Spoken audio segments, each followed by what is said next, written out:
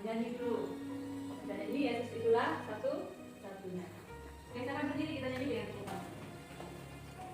Yesus itulah kedua, tiga. Yesus itulah satu-satunya penolong yang sungguh.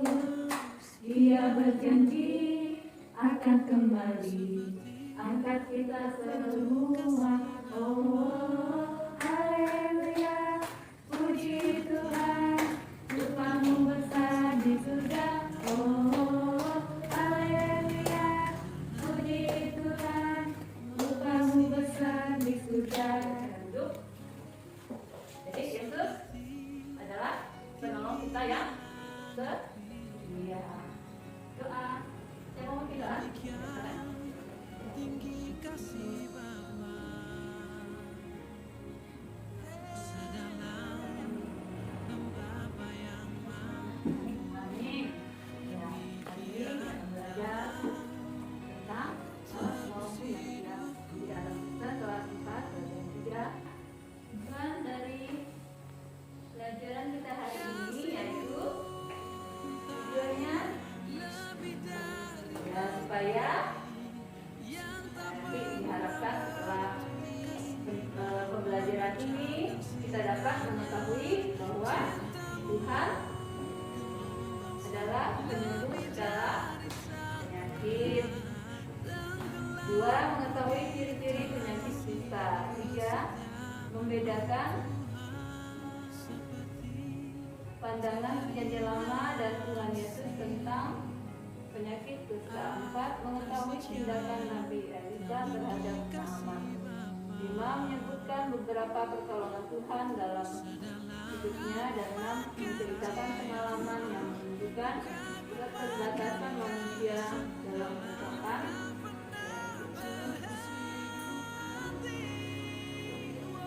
Allah penolong itu yang kecil. Mengapa kita membutuhkan pertolongan? Kita bisa menghadapi suatu masalah, kita butuh pertolongan. Ketika kecil lagi,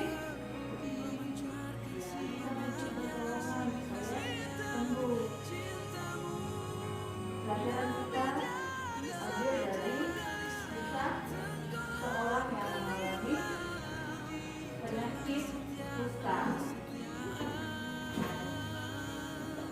Pernah nggak dengar orang yang mengalami penyakit kusta? Pernah dengar? Tidak pernah. Tapi pernah menyaksikan di berita, pernah kan?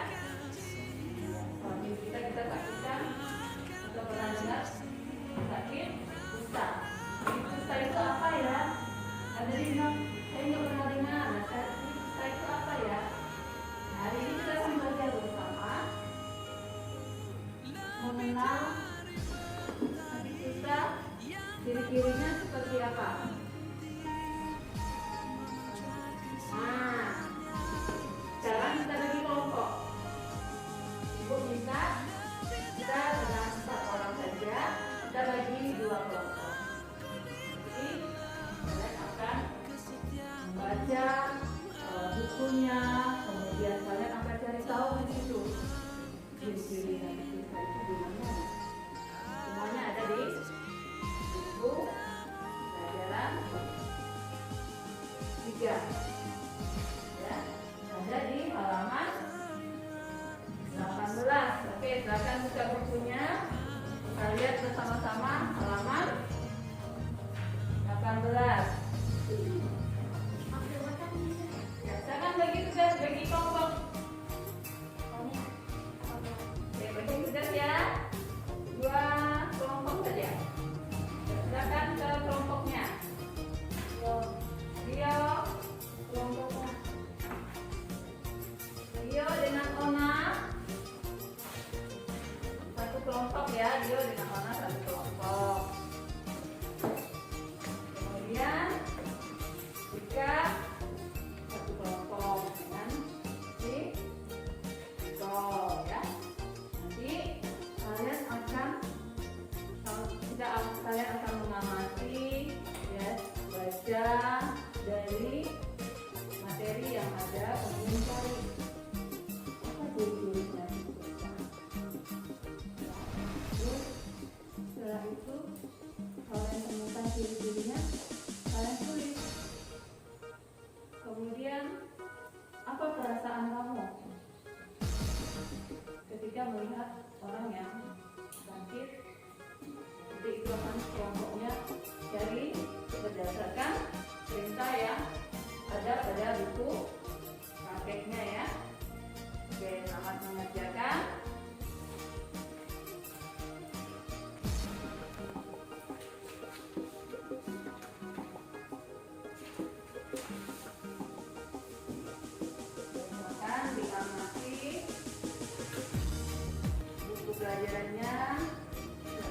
berdiskusi dengan teman sebangkunya untuk menjawab pertanyaan yang ada pada lembar kerja.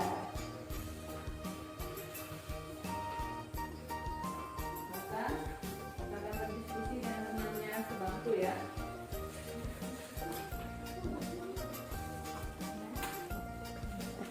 Temannya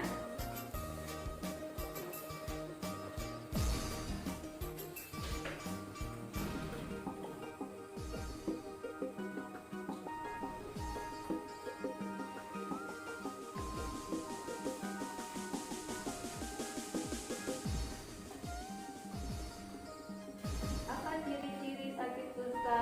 Ini ada gambar, boleh dilihat. Jadi sini ada gambarnya ciri-ciri sakit kusta. Ini masih gejala yang ringan. Nah, menurut kalian ciri-cirinya apa? Kalau dilihat dari gambar, ciri-cirinya apa ya? Silakan diskusi dengan temannya ya. Ya, lihat di gambar. Nah, kalau ini menunjukkan ciri yang parah ya, sehingga sampai cacat ya, hilang jarinya.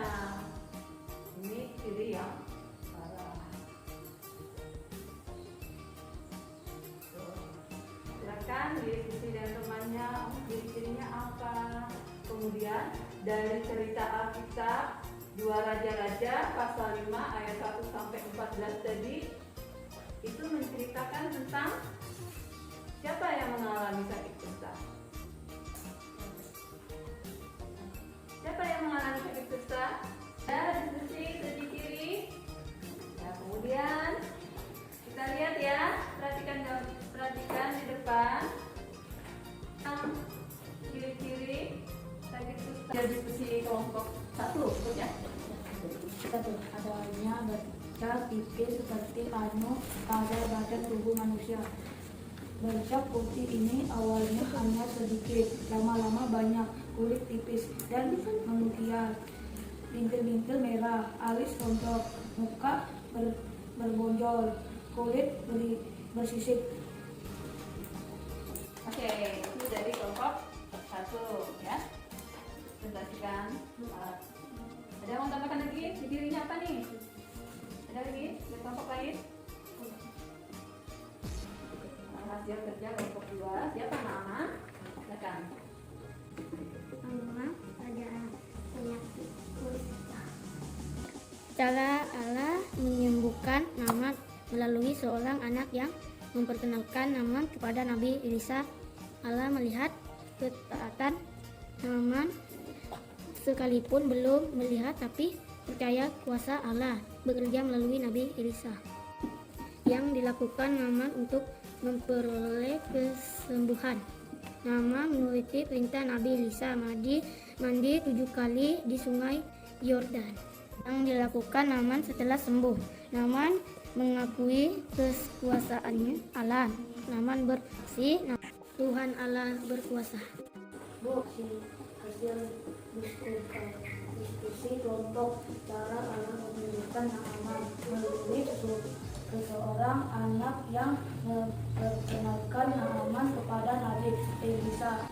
Yang dilakukan Naaman untuk memperoleh kesembuhan. Naaman mengikuti perintah Nabi Elisa mandi 7 kali di sungai Yordan.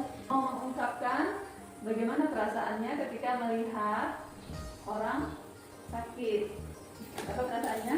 Sedih. Kasihan. Selain itu, selain kasihan apa? Sedih. Terus? Apa? Perasaannya? Mau menolong. Tugas untuk menuliskan pengalaman. Pernah nggak mengunjungi orang sakit? Ya, pernah. Nah, sekarang kamu akan tuliskan pengalamanmu mengunjungi orang sakit. Tuliskan pengalaman ditolong Tuhan. Tulis. Ya, tulis dulu baca. Menulis pengalamanmu mengunjungi orang sakit. Saya mengunjungi kakek sakit. Menulis pengalaman ditolong Tuhan saat demam Tuhan sembuhkan. Menuliskan ungkapan kreatif. Jadi Ibu harapkan supaya kalian dengan kreativitasnya menuliskan makna dari Mazmur 37 ayat 24. Tuhan akan selalu mengulurkan tangannya untuk menolong kita. Tuhan berjanji untuk selalu menopang. Apa yang kita pelajari dari kisah Naaman?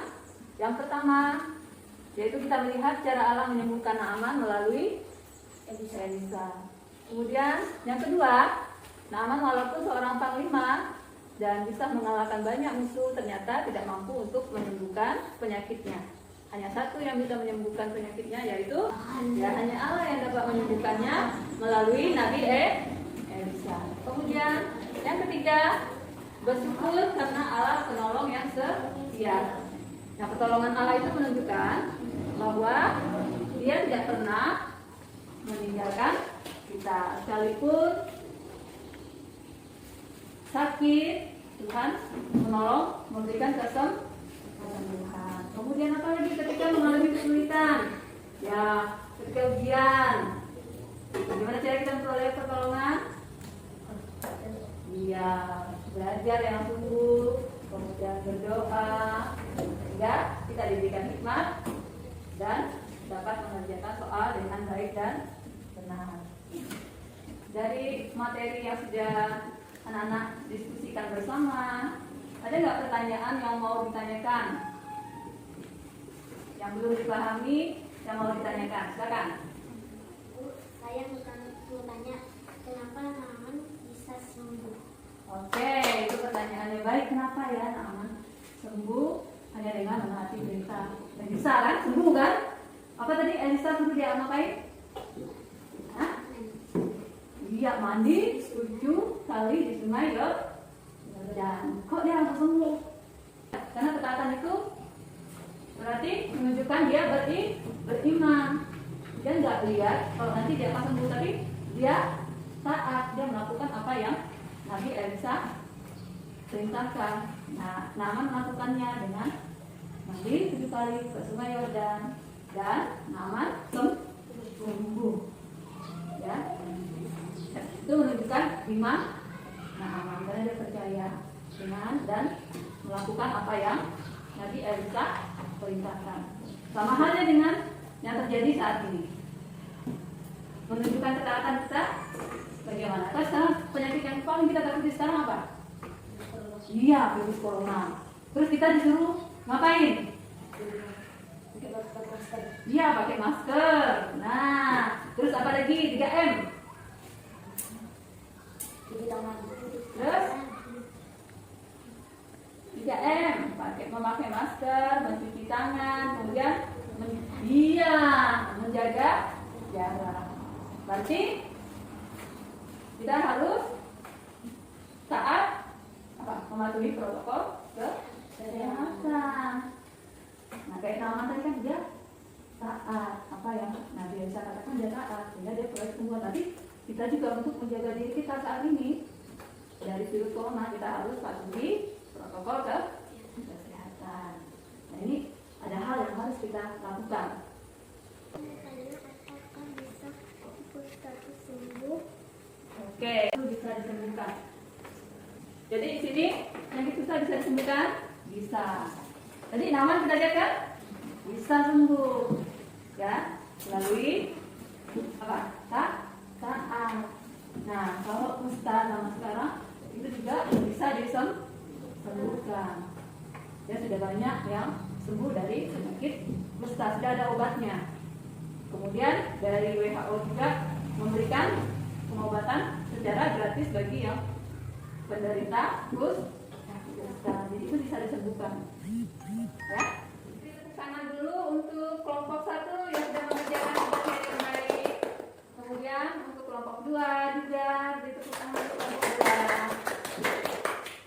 2. Pelajaran kita hari ini cukup sampai di sini dan sampai jumpa minggu depan dengan pelajaran yang berbeda. Oke, kita akhiri pelajaran kita dengan berdoa. Kita berdoa.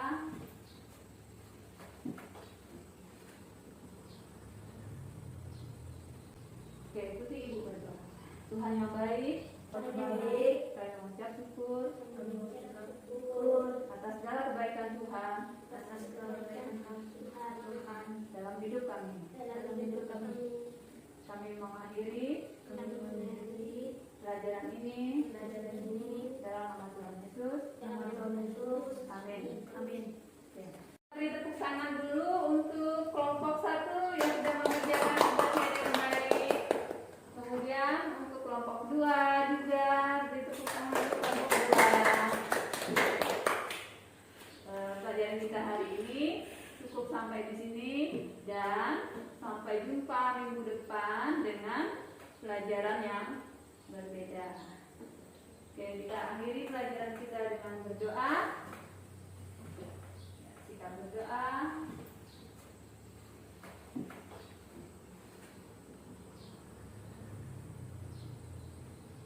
Oke, ikuti Ibu berdoa. Tuhan yang baik. Ulangi ya. Tuhan yang baik, Saya mengucap syukur kami mengucap syukur atas segala kebaikan Tuhan atas kebaikan Tuhan dalam hidup kami. dalam hidup kami. Kami mengakhiri Kami mengakhiri pelajaran ini pelajaran